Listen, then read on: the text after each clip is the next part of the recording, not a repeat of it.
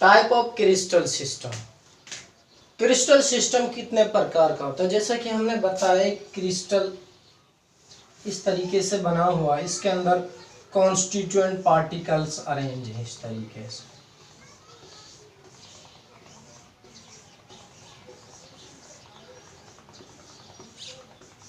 इस तरीके से कॉन्स्टिट्यूएंट पार्टिकल्स अरेंज है। अब इसमें सवाल ये पैदा होता है कि जो यूनिट सेल है वो किस तरीके से अरेंज है।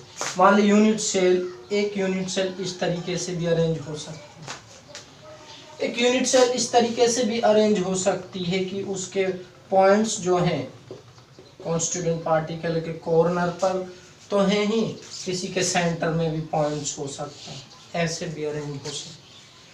ऐसे भी अरेंज हो सकती है, मान ले यहाँ फेस पर पॉइंट्स हो इस तरीके से। तो ये देखना पड़ेगा हमें कि क्रिस्टल सिस्टम के अंदर जो यूनिट जुड़ी हुई है, जो पॉइंट्स हैं कॉन्स्टिट्यूएंट पार्टिकल के, वो उसके कॉर्नर पर ही हैं या उसके अलावा उसके फेस या सेंटर में भी कोई कॉन्स्टिट्यूएंट पार्टिकल्स अरेंज है। इस बात को देखते हुए हम क्रिस्टल सिस्टम को दो टाइप में डिवाइड करते हैं, टू पार्ट्स में डिवाइड करते हैं। फर्स्ट करते हैं हम पिरिमिटिव यूनिट सेल, सेकंड करते हैं centred unit cell. Primitive unit cell क्या है? Primitive unit cell simple unit cell भी कहते हैं। इसमें क्या कॉन्स्टिट्यूएंट पार्टिकल कॉर्नर पर है।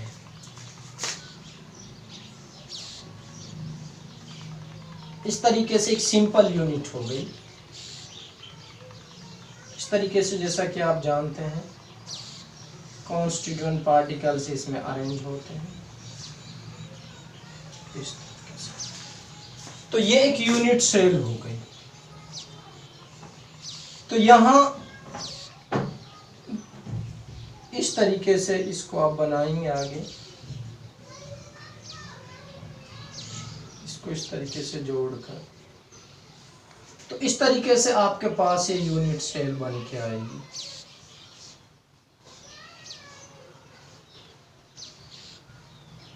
तो इस तरीके से ये एक यूनिट सेल बनी, सिंपल यूनिट सेल है।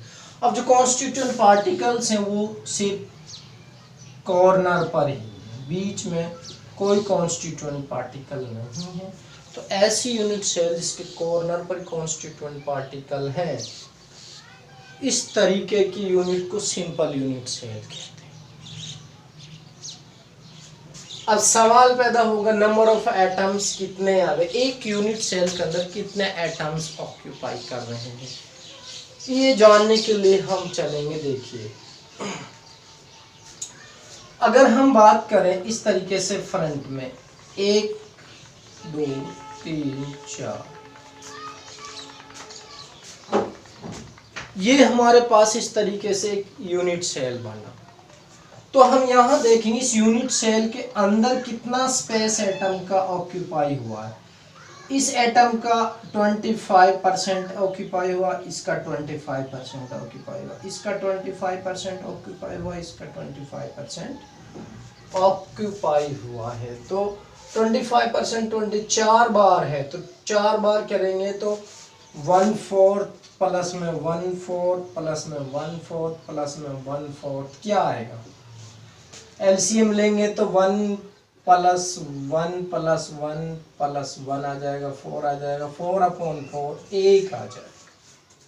क्या आ जाएगा? 1 आ जाएगा। इस तरीके से हमने देखा कि एक सिंपल यूनिट सेल एक एटम का स्पेस ऑक्यूपाई करती है, एक एटम का स्पेस ऑक्यूपाई करती है, क्योंकि देख रहे हैं ना हम इस तरीके से एक यूनिट बना, 25% हिस्सा इस एटम के लिए इसने 25% यहाँ से लिया, यहाँ से 1/4 हिस्सा लिया, इनको जोड़ेंगे निकालेंगे तो 1 आएगा। इस तरीके सिंपल यूनिट सेल का नंबर ऑफ एटम निकालने का हमारे पास एक दूसरा फॉर्मूला और भी है, 8 × 1/8। अभी हमने आपको 4 कॉर्नर दिखाए, 1 2 3 4 दिखाए, ये हमने आपको सामने का दिखाया। आप जानते हैं एटम गोल होता है, कॉन्स्टिट्यूएंट पार्टिकल हम गोल मानते हैं, गोल मानेंगे तो अभी हमें ऐसा लग रहा है कि 25% हिस्सा है। एक्चुअल में इसके साथ इस तरीके से यूनिट सेल जुड़ी हुई है, इस तरीके से।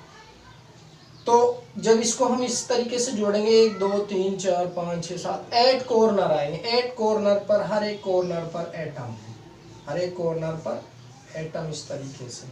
जब हम निकाल के देखेंगे तो एक यूनिट के अंदर इधर से और इधर से, इधर से और इधर से ऐसे निकालेंगे तो 25% का भी हाफ आता है, 25% का भी हाफ ऑक्यूपाई करेगा। जब 8 कॉर्नर ऑक्यूपाई करेंगे 8, तो तब जाकर 8 कॉर्नर के हिसाब से 8/1/8 ये फॉर्मूला लगाएंगे, तब एक एटम निकल के आएगा। तो इस तरीके से हम नंबर ऑफ एटम निकालेंगे सिंपल यूनिट में। 8 कॉर्नर होते हैं 1/8, ये फॉर्मूला सिंपल यूनिट से एटम निकालने का, तो एक एटम आएगा। तो इस तरीके से ये होगा simple unit cell. Next type हम पढ़ेंगे सेंटर्ड यूनिट सेल। इसमें क्या है डियर स्टूडेंट्स, इसमें क्या होता है, जो पॉइंट्स होते हैं कॉन्स्टिट्यूएंट पार्टिकल्स होते हैं वो कॉर्नर पर तो होती हैं, corner as well as at some other position, corner के अलावा अदर पोजीशन पे भी कॉन्स्टिट्यूएंट पार्टिकल। सिंपल ने आपने देख लिया, सिंपल यूनिट सेल अभी आपने देखिए इस तरीके से कॉन्स्टिट्यूएंट पार्टिकल कॉर्नर पर ही थे, 8 कॉर्नर्स 1 2 3 4 5 6 7 8।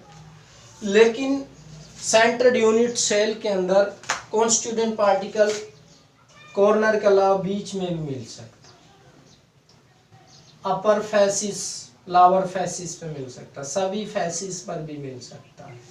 ये हमें देखना होगा बॉडी के अंदर कॉन्स्टिट्यूएंट पार्टिकल है और फेसों पर है कहाँ है, ये हमें समझना पड़ेगा। उसी हिसाब से आगे चलकर सेंट्रल यूनिट सेल को 3 पार्ट्स में डिवाइड किया गया है। फर्स्ट है face centred unit cell, second body centred unit cell, third है end centred unit cell. Face पर कॉन्स्टिट्यूएंट पार्टिकल है कॉर्नर के अलावा फेसों पर भी है, तो फेस सेंटर्ड यूनिट सेल हो गई।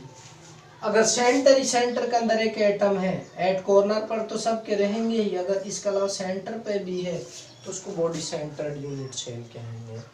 अगर एंड सेंटर्ड पर है,